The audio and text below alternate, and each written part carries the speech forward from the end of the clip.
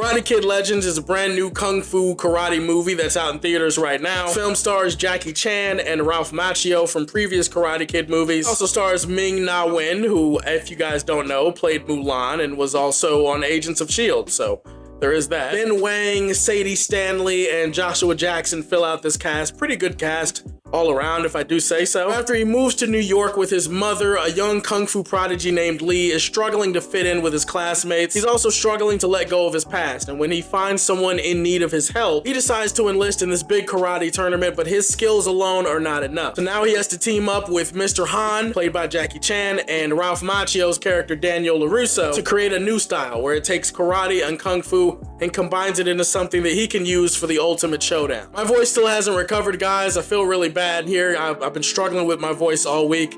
Probably gonna have to put up with it for at least a few more videos. It just feels like this one has flown below the radar. There's not a lot of buzz about it. I thought Karate Kid was a solid enough franchise that there would be some buzz about it. I thought that people enjoyed the Karate Kid movies. So you know what they're doing with the formula for this one. They're taking old stuff like Jackie Chan, which I don't mean to call him old stuff. I just mean like he was part of an old Karate Kid movie, and take some of the stuff from Mr. Miyagi and Daniel and it kind of combines it into something new. Like that's pretty much the premise that you're going with here. I will say this, the first hour or maybe like the first 45 minutes to an hour of this movie, I was actually on board. Like I actually was sitting there in the theater and I was like, holy shit, are they cooking? The first half of this movie feels like it's something kind of new, kind of fresh, and kind of interesting. Like I was intrigued to see where it was going. First of all, I like Ben Wang and his portrayal of this character Lee. I think Lee is a really interesting, fun character to get behind and to root for. He's likable and kind of badass, but he's not so badass and so unstoppable that he can't be vulnerable. And in this movie, he's more so vulnerable emotionally than he is in the other ways. Because this is one of the first Karate Kid movies where the main character is not like a total novice. Like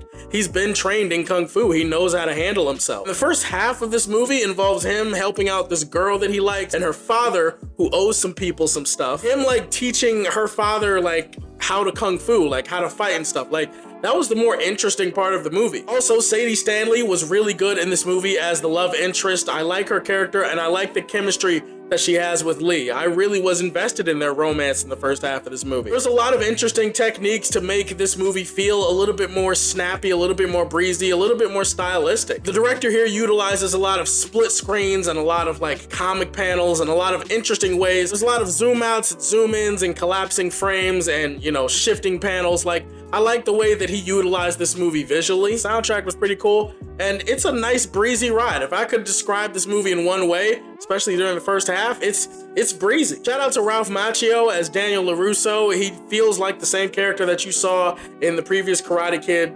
movies. Jackie Chan is doing fine in this movie as Mr. Han. I did like the ways that they combined the mythology of Mr. Miyagi and his past with the new stuff with Mr. Han and Kung Fu. First half of this movie, I was sold. I was on board. I was like, okay, this actually could be a pretty good time at the movies. And then the second half of the movie happened and the second half of the movie, as you can probably already tell, was not that good. I don't even want to say that it was bad. It was just the second half of the movie is just very clearly not as interesting, not as much fun as the first half of the movie. About halfway through it, it's like this movie was like, holy shit, we can't actually go in this new direction because what if people don't like it? What if they need the member berries and the nostalgia and all of that stuff? So they pivoted and the story direction pivoted and everything about the movie just progressively got worse the longer the movie went on. Pacing somehow felt slow and fast all at once. It honestly feels like you're rushing and montaging through the ending. Speaking of montages, there are a shit ton of montages in the second half of this movie. This big tournament that pops up, you don't actually give a shit about it. You don't care. They kind of montage through the whole tournament too. It just devolves into the most cliche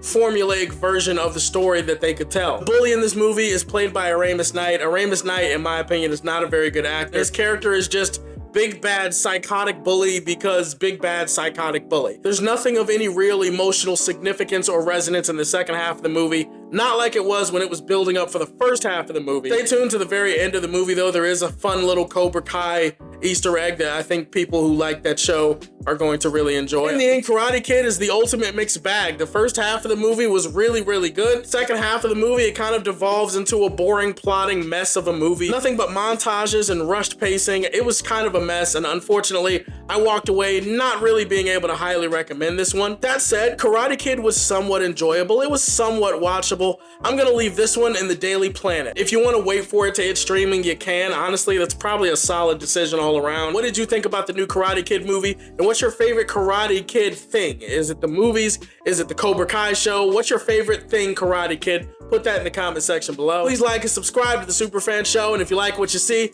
tell me how you feel, and stay tuned to hear more from the Man of Steel. Peace.